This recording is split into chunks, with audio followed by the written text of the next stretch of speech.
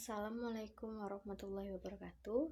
Perkenalkan, nama saya Sari Oktavia Ananda, NPM 2019-21017, Prodi S1 Keperawatan semester 3. Baiklah, video kali ini saya akan menjelaskan sedikit materi tentang proses menstruasi dan proses dampak kehamilan pada usia muda.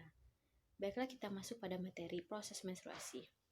Menstruasi adalah keluarnya darah dari dalam uterus yang diakibatkan oleh terlepasnya lapisan dinding rahim disertai pelepasan endometrium dan terjadi setiap bulan. Menstruasi ini dinilai berdasarkan 3 hal. Pertama, siklus haid yaitu berkisar 21-35 hari. Kedua, lama haid yaitu tidak lebih dari 15 hari.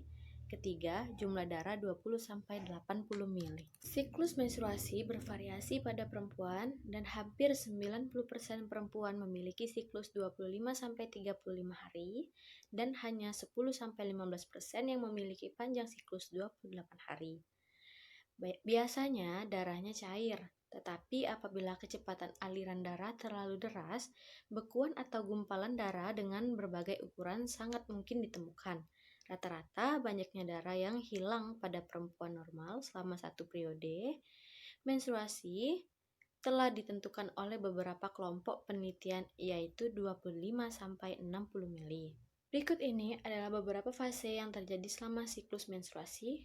Pertama, fase menstruasi merupakan fase pertama, yaitu luruhnya sel ovum matang yang tidak dibuahi bersamaan dengan dinding endometrium yang robek.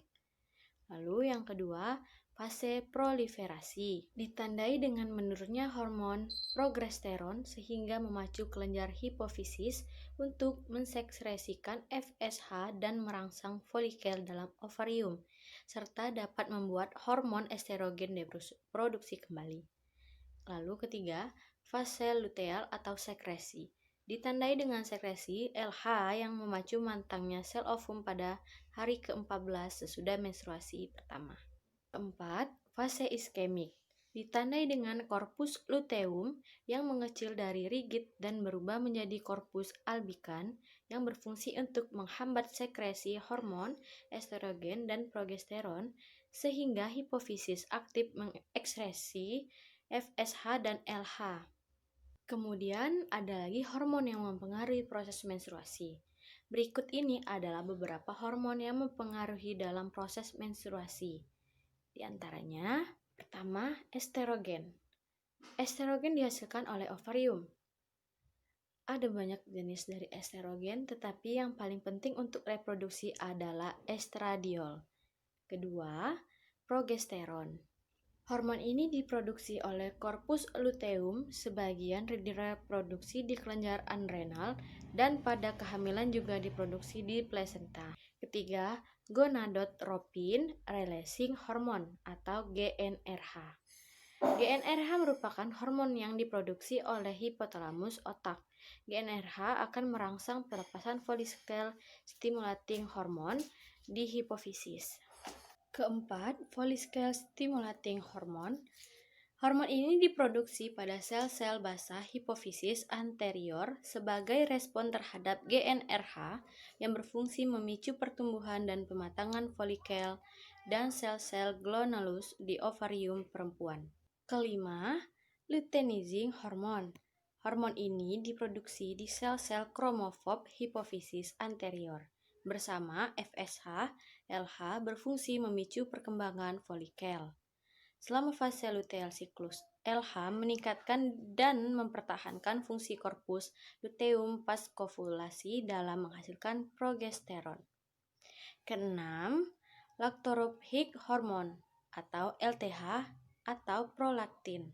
Diproduksi di hipofisis anterior, memiliki aktivitas memicu atau meningkatkan produksi dan sekresi air susu oleh kelenjar payudara di ovarium.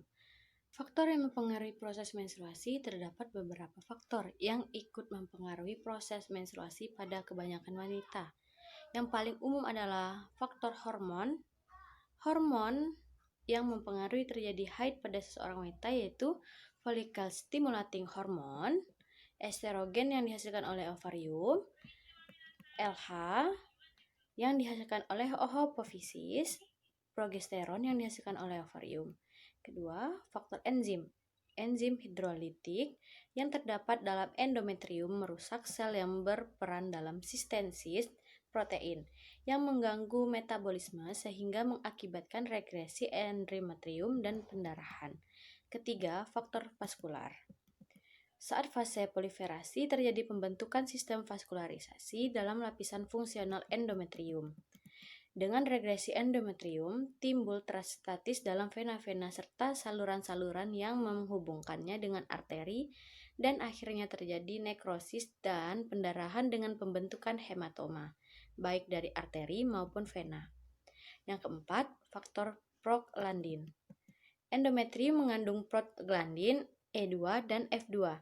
Dengan adanya disintegrasi endometrium, proglandin terlepas dan menyebabkan kontraksi miometrium sebagai suatu faktor untuk membatasi pendarahan pada haid. Selain itu, penelitian mengenai faktor resiko dan variabilitas siklus menstruasi adalah pengaruh dari berat badan, aktivitas fisik, serta proses ovulasi dan adekuatnya fungsi luteal.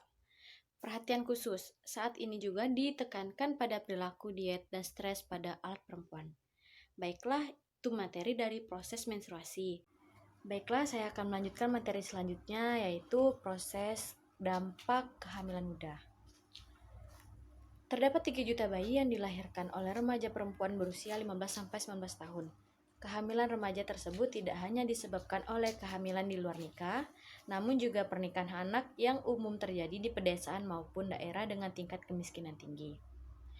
Undang-undang di Indonesia sendiri membolehkan anak berusia minimal 16 tahun untuk menikah. Padahal, remaja perempuan yang menikah dan atau hamil di bawah usia 20 tahun rentan terhadap resiko berikut ini. Gangguan kehamilan. Pada usia remaja, pertumbuhan dan perkembangan anak masih berlangsung.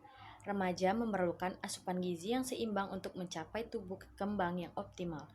Kehamilan remaja dapat mengganggu tumbuh kembang sang ibu dan menyebabkan terjadinya anemia, kurang gizi, dan rendahnya daya tahan tubuh.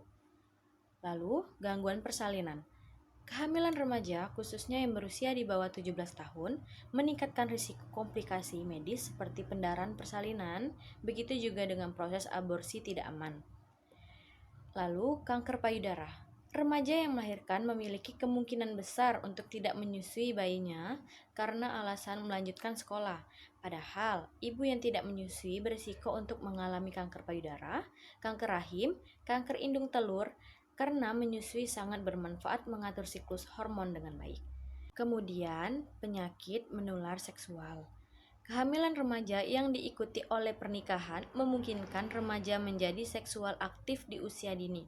Mukosa atau lapisan paling luar dari alat kelamin dan organ reproduksi remaja belum siap untuk aktivitas seksual sehingga akan lebih mudah terluka. Setelah itu, masalah kesehatan mental. Remaja yang hamil di luar nikah rentan mengalami stres dan depresi karena rasa malu, dikucilkan dari lingkungan pergaulan, maupun hambatan meraih cita-cita. Secara psikologis, anak belum siap untuk menjadi ibu. Kehamilan usia dini dapat mempengaruhi perkembangan kepribadian mereka. Yang terakhir, ada dampak sosial ekonomi. Kehamilan remaja juga dapat menimbulkan resiko sosial ekonomi. Pada kasus keluarga kurang mampu, di mana keluarga tidak sanggup memberikan support system bagi remaja untuk meneruskan pendidikan, baik bantuan mengurus bayi maupun mempekerjakan pengasuh.